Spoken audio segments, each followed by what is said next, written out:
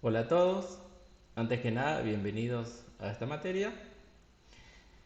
En estos videos les voy a explicar brevemente lo que vamos a ir viendo a lo largo de las clases. La idea de los videos es fundamentalmente que podamos adelantar los conceptos teóricos con mucho detalle, así ustedes los pueden ver en sus casas tranquilos, a su ritmo, eh, y estemos más preparados en clase para afrontar directamente las actividades prácticas. Vamos a hacer una revisión de las clases cuando estemos con presencialidad, pero nos vamos a centrar en los detalles importantes y más que todo a modo de resumen para que ustedes puedan aportar lo suyo también. También esto tiene la ventaja de que los que faltaron a algunas clases lo pueden ver en cualquier momento y los que estén o quieran rendir la asignatura posteriormente puedan revisar todo o tengan todo disponible para verlo también cuando quieran. Los videos van a ser breves. Va a haber algunos que a lo mejor, bueno, son un poco más extensos, pero la mayoría les prometo que van a ser breves. Bien, les voy a comentar un poco acerca de esta asignatura que se llama Sintaxis y Semántica de los Lenguajes. Les parecerá un poco raro el nombre al principio. A la mayoría, bueno, vamos a ir viendo un poco de qué se trata. Primero, como ustedes sabrán, o la mayoría sabrá, estamos en una transición del plan de estudios de la ingeniería en sistemas. Estamos pasando del plan 2008, que estaba dado por la ordenanza 1150, al plan 2023, que es de la nueva ordenanza 1877.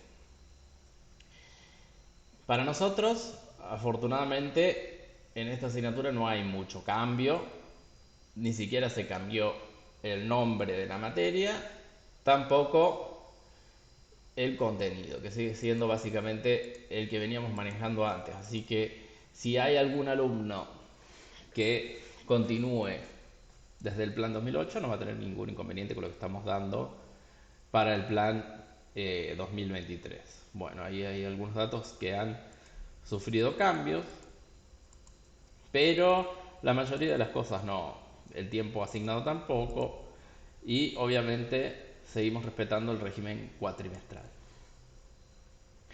Lo que sí trajo este nuevo plan aparejado es un cambio de paradigma sobre cómo se enseña en la UTN.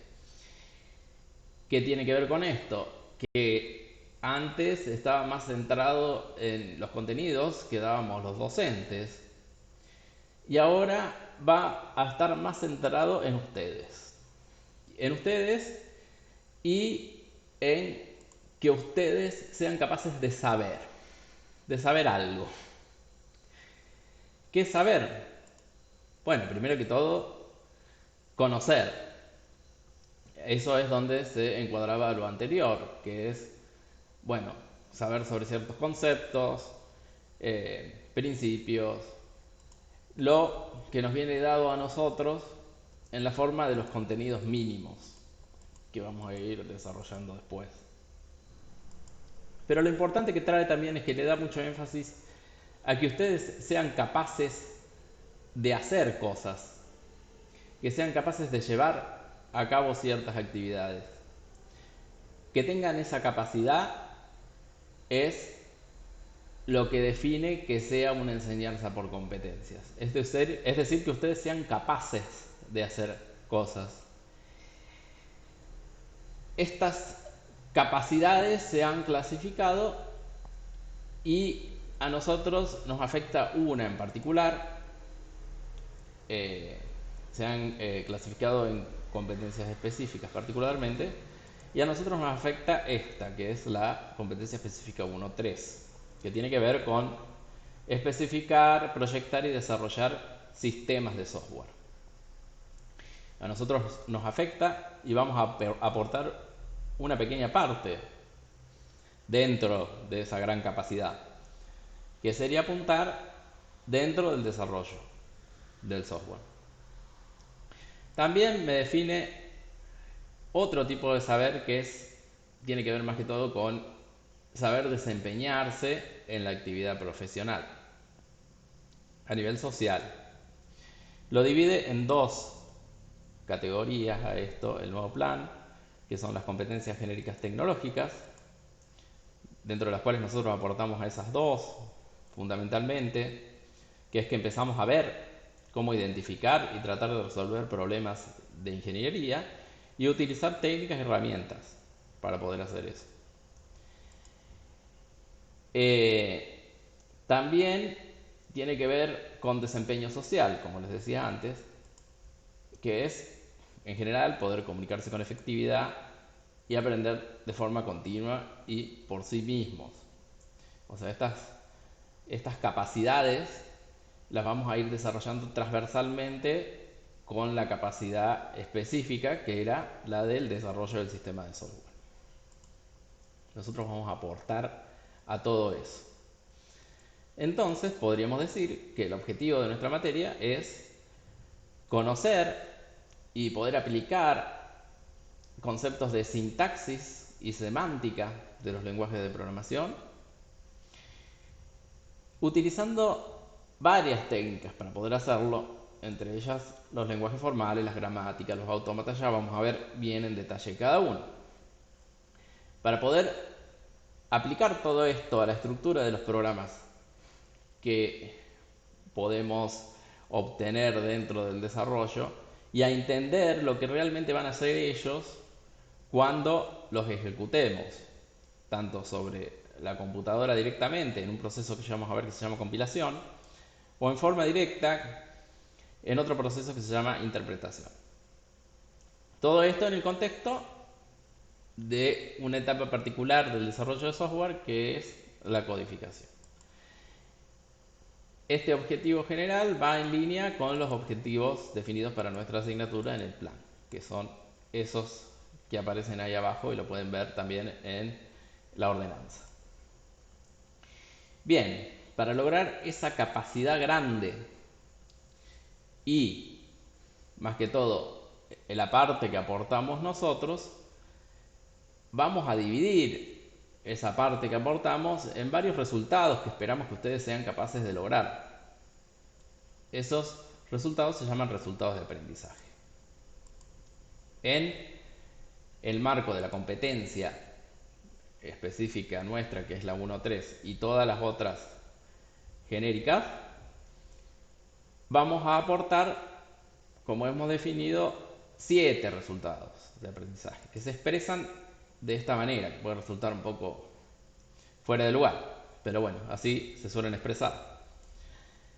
Por ejemplo, para atacar la competencia específica 1.3 desde la unidad 1, nosotros definimos el resultado de aprendizaje 1, que es poder ser capaces de comparar lenguajes de programación para seleccionar los más apropiados para cierto proyecto o aplicación que utilicemos, de acuerdo con ciertos criterios o características que tengan los lenguajes.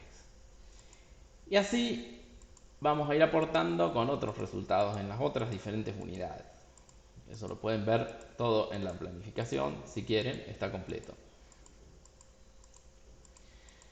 Ahí los voy a ir avanzando, son 7 planificados.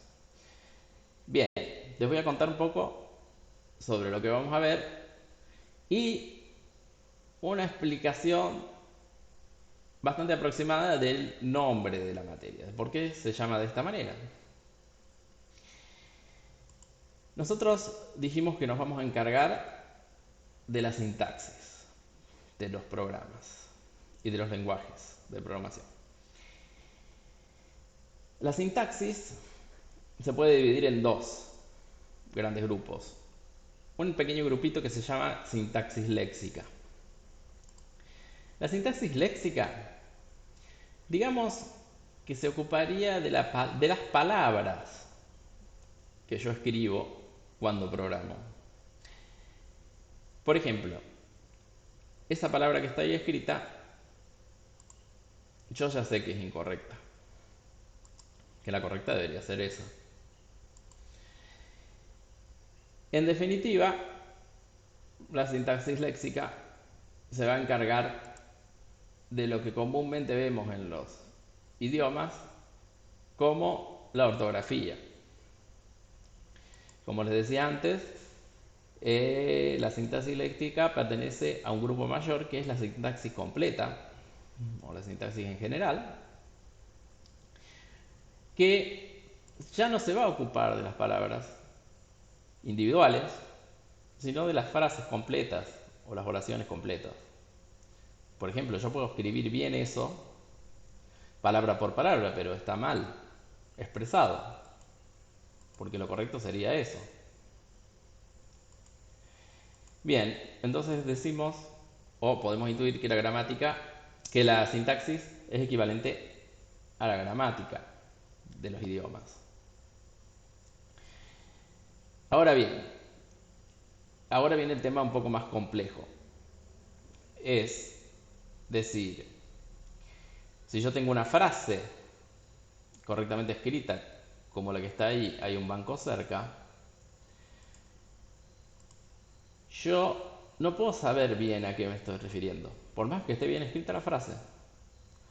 ¿A qué banco sería, por ejemplo? ¿A cuál banco? ¿Sería un banco de la plaza? Porque yo podría decir, estoy muy cansado de caminar, bueno, hay un banco cerca. ¿A una entidad financiera? Si yo pudiera decir, tengo que ir a depositar algo urgente, bueno, hay un banco cerca. ¿O a un aula? Que podría, por ejemplo, estar sin carga en la notebook y buscar un enchufe y decir, hay un banco cerca del enchufe, por suerte. Todas esas afirmaciones serían correctas. Lo que me va a dar el sentido es para qué lo voy a usar. Entonces, la semántica ya abarca algo un poco más superior o más complejo, que es encontrarle un significado a lo que escribí. Bien, estas que podríamos decir son dos características o propiedades distintivas de los lenguajes en general y muy en particular de los lenguajes de programación. Los lenguajes de programación también tienen otras características, además de esas. Por ejemplo, su adecuación a los tipos de datos y cómo se comportan en memoria en la ejecución. Esas características también vamos a ver un poco, no tan en detalle como las otras. A la sintaxis y un poco de semántica la vamos a ver en el marco de un proceso que se llama compilación o de un proceso que se llama interpretación, que ambos forman parte de un proceso mayor que es un proceso de traducción, que me indica a mí cómo llevar un lenguaje un programa que está escrito en texto hacia una computadora. La computadora tiene que entender ese programa que he escrito y ejecutarlo. Para eso lo voy a tener que traducir. Y me voy a valer de ciertas cosas que me van a ayudar, ciertas técnicas, herramientas, métodos. Por ejemplo, lenguajes formales, de los cuales vamos a ver gramáticas, expresiones regulares, y también vamos a ver autómatas. Todo eso me va a ayudar a mí en el proceso de traducción, ya sea de compilación o interpretación. También vamos a ver un poco qué pasa cuando yo ejecuto eso que he traducido en la computadora. Y ahí es donde va a jugar un poco fuerte la gestión de la memoria y cómo se comporta de acuerdo a los tipos de datos y qué resultados espero yo. Todo ese mundo son los lenguajes de programación. Algo que parece sencillo para ustedes o bastante accesible, pero hay que tener en cuenta que está todo eso por detrás. Detrás de cada vez que yo escribo un while, un for, un if o lo que sea. Los lenguajes de programación, si bien son ejecutados generalmente por una computadora, o están diseñados para una computadora, mejor dicho, eh, hay un tipo particular de autómata que tiene un poder muy alto, que es por eso lo vamos a tratar nosotros también en esta asignatura, que es el de poder manipular cualquier lenguaje de programación que exista ahora, tanto para hacer la traducción o la ejecución, y cualquier lenguaje de programación que sea propuesto en el futuro. O sea, es una característica distintiva que tiene este autómata que se llama máquina de Turing. Bien, ese es un poco el panorama de lo que vamos a hacer. ¿Cómo lo vamos a hacer? Bueno, para cada uno de estos resultados de aprendizaje que les mencionaba anteriormente, vamos a seguir una secuencia más o menos general. La primera es que, bueno, pues yo voy a subir en el campus estos breves videos para que ustedes los puedan ver incluso antes de la clase. Van a tener también disponible la bibliografía para poder hacer una lectura profunda o complementar con lo que quieran. Y bueno, cuando estemos en el aula vamos a revisar las presentaciones, a ahondar en los temas principales, más que todo con la idea de repasar, recapitular, que hagamos una sinopsis, que discutamos entre todos, que ahí realicen las preguntas que ustedes quieran para resolver las dudas que tengan, o cualquier otro tipo de comentario. Y después podamos realizar las actividades prácticas, que van a ser en grupos de no más de 3. Y en el aula también la idea sería que las vayamos resolviendo y que pasen a realizarla ustedes mismos o que muestren los resultados que obtuvieron en cada grupo, de acuerdo a lo que vayamos haciendo. También en la clase, no menos importante, al final de la clase, vamos a hacer una pequeña encuesta sobre los temas que hemos dado en esa clase. La idea de la encuesta esta es que, bueno, puedan asimilar un poco lo que estuvimos tratando y que sea como una muestra de lo que va a ser la evaluación parcial. Estas encuestas, que no son obligatorias, el que no las quiere hacer no las realiza, pero el que sí las quiere hacer y las contesta todas bien, va a tener un 100% de encuestas hechas, contestada bien. Ese 100% va a equivaler a un punto del parcial. O sea, el que se sacó 9 y tiene el 100% de la encuesta va a tener un 10. Finalmente, bueno, vamos a realizar las pruebas parciales, que van a ser 3. Son varias.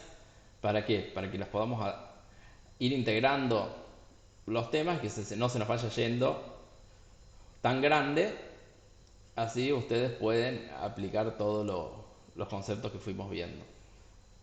Todo eso para cada una de las unidades. Bueno, entonces les recomendaría que vayan viendo el material este que vamos a ir subiendo en el campus, que serían los videos, las presentaciones, la bibliografía, y que vengan a clases para poder participar de estos repasos o detalles de los temas principales y obviamente para que puedan realizar las encuestas. También para que puedan realizar las actividades prácticas y que, puedan tener el desempeño de poder resolver lo mismo en el parcial. Porque todo lo que demos va a estar bastante parecido a lo que hacemos en clase.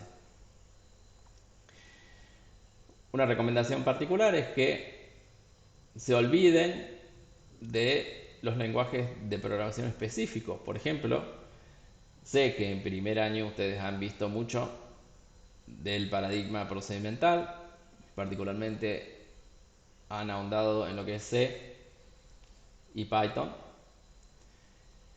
En esta materia nosotros no nos vamos a centrar en ningún lenguaje de programación en particular, vamos a criticar y ver detalles o ciertos detalles de todos. Así que no tengan problema por ese lado si no conocen más que lo que vieron en primer año. Eh, bien. Además, la idea es que no vamos a aprender a programar, sino que vamos a ver lo que nos ofrecen los lenguajes de programación. Más detalles de cómo programar lo van a ver en la continuación de la asignatura el cuatrimestre siguiente, en la asignatura de paradigmas de programación. Bien, y que recordemos que lo que estamos haciendo es para que explicar que detrás de cualquier lenguaje que ustedes implementen cuando vayan a ser profesionales o estén cerca de ellos, es que hay mucha matemática por detrás para que todos los programas puedan ser procesados y ejecutados por las computadoras. ¿Cómo vamos a evaluar? Bueno, ya se los anticipé antes. En esta primera clase que vamos a tener, vamos a discutir un poco sobre esta presentación, conocer un poco también sobre lo que ustedes ya son capaces de hacer. Y después, bueno, vamos a tener la presentación de los trabajos prácticos que lo van a hacer por grupos y de las encuestas al final de cada clase. Bueno, y aparte de los parciales que vamos a tener 3, como les dije antes. Para los parciales consideramos 3 situaciones, que es una de regularidad, en la que llegan hasta el 4, que es el 40%. Hay recuperatorio para todos para llegar al 4. Y bueno, recuerden que las encuestas me van a ayudar en un punto, en la parte teórica, van a aportar un punto. Y también los trabajos prácticos van a ayudar en la parte práctica, cuando corresponda. Si vemos que falta un poco para aprobar la parte práctica, vamos a ver qué es lo que pueden aportar los trabajos. Otra condición es la de promoción, que se logra llegando a una nota de 8. Va a haber un solo recuperatorio para hacer esto. Al que le falte, que tenga 2 8 en 2 de los parciales y le falte 1, bueno, va a poder realizar un recuperatorio. Y finalmente, los que logren un desempeño de 8 en la práctica, pero no lleguen a la teoría con 8, van a poder tener una promoción parcial, que es la promoción de trabajos prácticos. No existe la promoción parcial de teoría. Así que, por favor, prestarle mucha atención a lo práctico. Que bueno, constituye, en definitiva, el pilar fundamental ese del saber hacer que deberían cumplimentar ustedes. Y también vamos a ver un poco, ya que los cursos van a ser reducidos debido a que vamos a tener 2 comisiones, interactuar un poco más con ustedes para poder realizar una evaluación un poco más formativa de desempeño, con las preguntas, los comentarios y la participación en clase que ustedes aporten. A pesar de todo esto, tenemos una buena expectativa.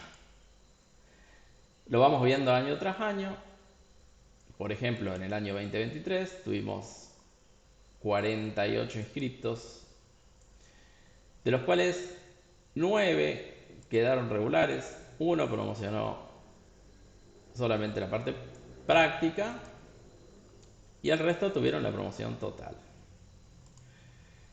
Pueden ver que la mayoría, el 75%, más del 75%, sería esperable que promocione la asignatura completamente. O sea que esto también va a depender mucho del desempeño que tengan ustedes.